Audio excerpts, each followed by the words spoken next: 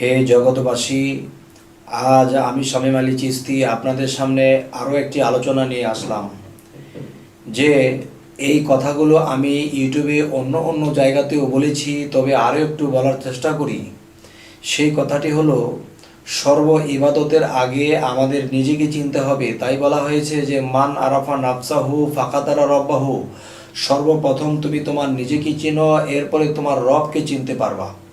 তাহলে এখন কথা হলো যে আমি কে, আমার পরিচয় কি, এটা আমি নিজেকে চিনি না। জন্মান্তরে আমি নিজেকে হারিয়ে ফেলেছি। এখন আমাকে চিনতে হলে মুর্শিদের কাছে যেতে হবে। এখন মুর্শিদের কাছে গিয়েছি, এখন মুর্শিদের কাছে গিয়েও আমি এই জিনিসের পরিচয়পত্র পাইনি। তখন দেখা গেছে যে আল্লাহ বলেছে বা হযরত মুহাম্মদ সাল্লাল্লাহু আলাইহি সাল্লাম বলেছে, শিক্ষার জন্য যদি তোমাকে চীন শহরে যেতে হয় তুমি সেটাই যাইও। তাহলে এখন কথা হলো, কাগজের মধ্যে কোরআন লিপিবদ্ধ করা আছে। এই কাগজের মধ্যে কোরআন আল্লাহ দিয়েছেন। এখন এই কোরআনটাকে আমাদের পড়ে পড়ে বুঝে নিতে হয়। এখন দেখা যায় এই কোরআন আমরা সারা জীবন পড়তেছি, কিন্তু এই কোরআনের মধ্যে কোথায় কি করতে বলা হয়েছে কিন্তু দেখা যায় সেটা আমাদের বোঝা হয় না বলে আমাদের এই কাজগুলো করা হয় না। এখন একটা বিষয় আমি বলবো, আমি যদি একটা 10 তলা বিল্ডিং করি, তখন ইঞ্জিনিয়ারকে বলেছি যে বাবা রে, আমার বিল্ডিংটাকে আপনি একটা নকশা করে দেন, আপনি ইঞ্জিনিয়ারই করে দেন। তখন সেই ইঞ্জিনিয়ার কি করলো, আমাকে একটা নকশা করে দিল। আমাকে একটা নকশা করে দেওয়ার পরে এখন একটা কাগজ, অনেক বড় নকশা, কোন জায়গায় কিভাবে হবে সমস্ত কিছু নকশা দিয়েছে। এখন দেখা গেছে যে এই নকশাকে আমি পড়ি, নকশাকে আমি দেখি, এই নকশাকে আমি সব সময় আমি হাতে হাতে দাগ দেই, সাথে সাথে দেখি, হ্যাঁ, এবং সুনজর করে দেখি, সুন্দর করে বোঝার চেষ্টা করি। কিন্তু এরা এই নকশাকে সারা জীবন দেখলাম আর বোঝার চেষ্টাই করলাম, কিন্তু এই নকশা সারা জীবন দেখেই গেলাম, কিন্তু এই নকশাকে দেখিয়া যে কিভাবে আমাকে বিল্ডিংটা তুলতে হবে এটা আমি কখনো করি নাই। তাহলে কোরআন শরীফটা আল্লাহ আমাদেরকে নকশারূপে পাঠিয়েছেন। এখন এই কোরআনের মধ্যে যেভাবে করতে বলা হয়েছে সেভাবে আমরা যদি করতে পারি, তাহলে আল্লাহ বলেছেন যে মানুষ বান্দা থেকে বন্ধুতে পরিণত হয় এবং সেই বন্ধুদের কোনো ভয় নেই, বন্ধুরা চিন্তিতও হবে না, এই কথাটা কোরআনের।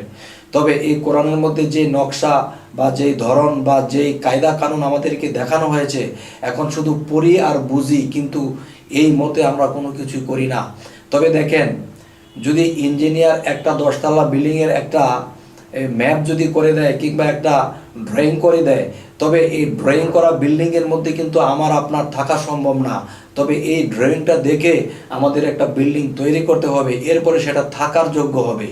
তো এখন বলতে চাচ্ছি যে আল্লাহ যে ড্রয়িং, আল্লাহ যে কোরআনের মধ্যে যা বুঝাইতে চাইছেন, যা করতে বলেছেন, তা আমাদের বোঝা হয় না বলে আমাদের করা হয় না।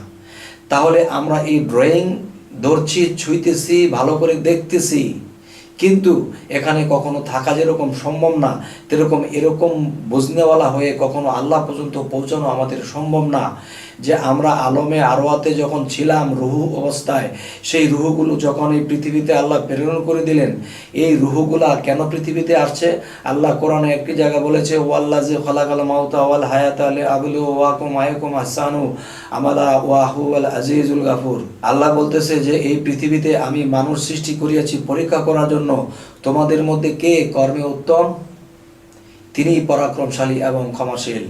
হে জগতবাসী, এখন আমি যে কথাটি বলতে চাইতেছি, আজীবন যদি আমরা এই কোরআন পড়ি আমরা বুঝবো না, আর যতদিন পর্যন্ত বুঝবো না ততদিন পর্যন্ত এই ড্রয়িংয়ের মধ্যে আমরা থাকতেও পারবো না।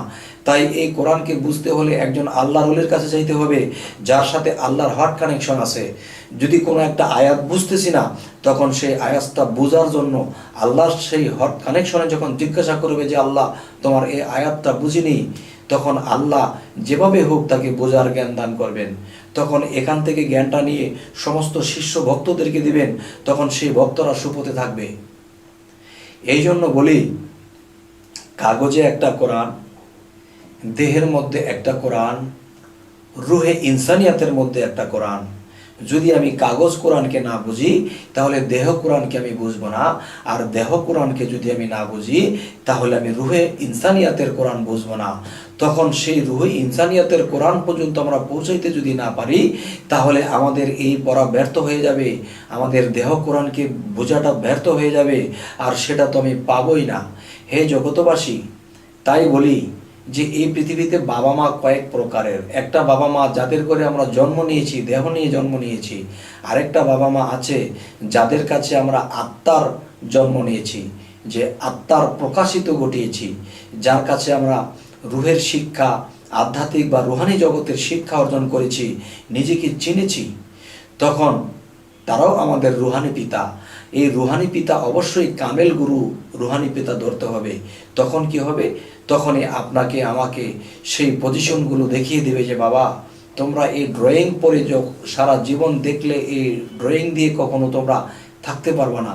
তবে এখানে যেভাবে আছে সেই মতে যদি আমরা একটা বিল্ডিং করি, তাহলে আমাদের ফ্যামিলি নিয়ে ভাড়া দিয়ে আমরা থাকতে পারবো। তাহলে এই পৃথিবীতে আমরা যেহেতু কোরআন আল্লাহ আমাদের কাছে দিয়েছে, আমাদের সৌভাগ্য, আল্লাহর কাছে লাখো কোটি শুকরিয়া। তবে ওহীপ্রাপ্ত ব্যক্তি যারা আল্লাহর তরফ থেকে খবর আনতে পারে, তারা একমাত্র কোরআনের সঠিক ব্যাখ্যা দিতে পারে। এবং সেই ব্যাখ্যা মতে যদি আমরা চলি, অবশ্যই অবশ্যই আমরা আল্লাহ পর্যন্ত পৌঁছে যাব, আর আমাদের জীবন ধন্য হয়ে যাবে। হে জগতবাসী, আজ এই কথাগুলো বলেই রাখছি, পরবর্তীতে আপনাদের সাথে আরও কথা হবে। তবে আমাদের এই চ্যানেলের কথাগুলো যদি আপনাদের ভালো লাগে, আমাদের চ্যানেলটি সাবস্ক্রাইব করুন।